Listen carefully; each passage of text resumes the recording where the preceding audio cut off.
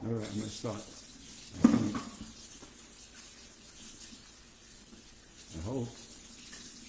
Good morning, Tony Datino, doing my live with Tony with you here on Wednesday morning as the week. Is it Wednesday? No, it is Friday. God, where did I lose the week already this week? It's Friday, November the 14th, which is like, wow, time's going by. And this week we've had a dear friend who's a hospital executive in New York City here with us visiting, and so we're going to go out and play at SeaWorld today. But in the course of having a conversation with her last night, it invoked some memories of work that I had did with hospitals and patient experience surveys, which really tied back to what I call life experiences and how those experiences groove memories in our heads and how those memories impact the care and the treatments that you get in a healthcare facility. And we started to talk about the words respect, courtesy, and respect. And one of the survey questions on patient results is, were you treated with courtesy and respect during your stay and the care that you received from the nurses and doctors and whoever you interface with? And it brought back an exercise that we do that controls our memories. And that is what we call word associations, and how key words that come into our minds go back for comprehension and interpretation to our life experiences and our memories. And our memories that were grooved based on emotional content, or memories that were grooved by an experience that kind of was highlighted and it stuck out in your mind. And it all ties into lessons from memory.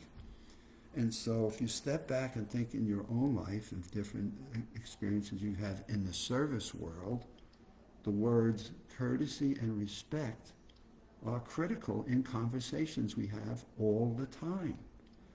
And the question that you can raise back into your mind becomes, were you treated with courtesy and respect in any service interaction that you had? And we'll talk about a hospital stay or a doctor's visit or something where you're being a car repair, anywhere where you receive a service from somebody.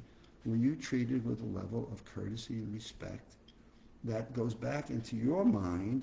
And the lesson to be learned is, based on our life experiences and our nurturing and how we were brought up, what our raising was and the culture, even to the culture that we were brought through, what do the words courtesy and respect mean to you? And that's how you want to be treated in a service interaction. It's based on your life experience, not the life experience of the person providing the service. And that's a mental switch that people in the service world don't always understand, because what they believe is like there's a standard we'll have, which should be basically, I always say, cover the bases, cover the basics. But then it becomes very individual. Example, in the travels I did in Latin America, courtesy and respect to my business colleagues in the different countries of Brazil, Argentina, Mexico, Costa Rica, Venezuela, courtesy and respect meant that before you started a meeting, you asked about family. And how's your family? How's your wife? You worked a few minutes on the social aspects that generated a platform for courtesy and respect. And what I learned in my travels to those countries is that if you go in and they would watch executives come from the United States and come in and say immediately, let's start the meeting and let's get right to work, they did not view that as being courteous or respectful of their culture and of their lives. It's like, it's not just always about business. I had a chance to go to Japan and do sessions in Japan, and as I got to present a number of times in Japan, it was always amazing to me in the audiences I had how they viewed what they interacted with as always wanting to focus on what I viewed as being courteous and respectful, since I traveled from the United States all the way to Tokyo. And so by country, as I got to go to different Asian countries and different Latin American countries, the first thing I wanted to always do is respect the culture. And so I needed to learn how would they define interactions, conversations, communication, business transactions. How would they define respect and courtesy from their culture? And so as I was working or talking last evening after we had dinner with an executive friend from New York, we got into a conversation of challenges that she's got with interactions with patients feeling that they're not being respected or they're not being treated in a courtesy way. And so it brought back memories of the diversity of human thinking that's based on our memories. And life, another word, it'd be life experiences that we retain for some emotional content or some importance, that then in conversations, as we hear key words or read key words, it instantly recalls a memory, a life experience that may have had some importance or emotional content to it, that then brings forward those memories into the conversation in the present, that has diversity to it that most people in the service world don't clearly understand as to what's happening. I'm working my tail off, I'm doing the best job possible, and somehow I don't feel a connection. And it often is because of the interpretation, the memories that are coming forward from both sides not being consistent.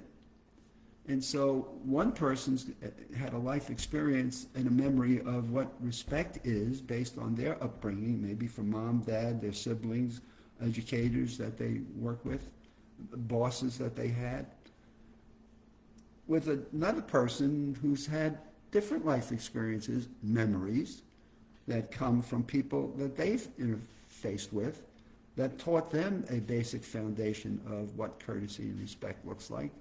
And that may have been by diversity of cultures, whether maybe we're Asian, maybe we're Hispanic, maybe we're Portuguese. I mean, it's interesting to see when you understand what's going on, is just sit back and see what's going on in a conversation of people speaking a common language, and how those key words then get into our brains, touch our memories, life experiences we've had somewhere along the way that have had some logical and emotional content that's caused it to stay for the long term.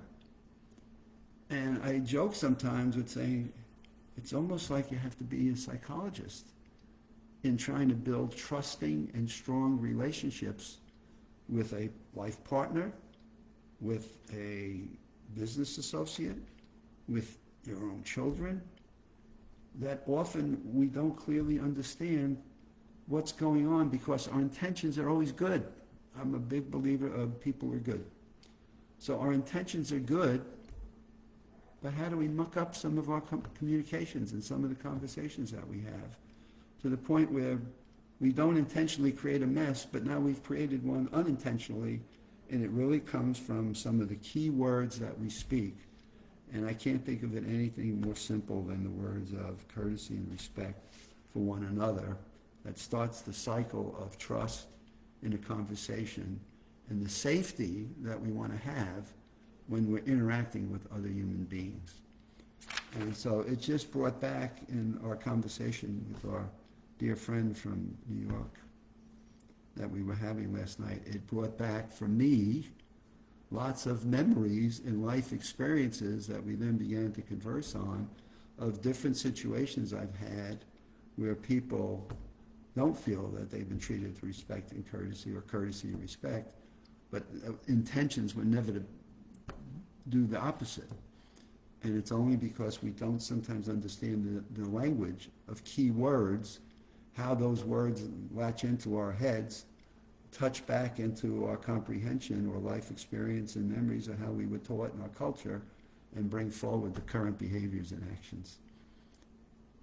I hope this lesson touches some of you with the key words that you use in conversations and how those may sometimes generate miscommunications or mistrust or a little bit of skepticism just because we don't understand the cultures and the experiences of people.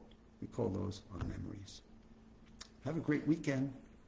We're going off to SeaWorld today. We're going to take our New York guests off to SeaWorld and hopefully watch a few dolphins and whales and sea lions, have some fun during their Christmas shows.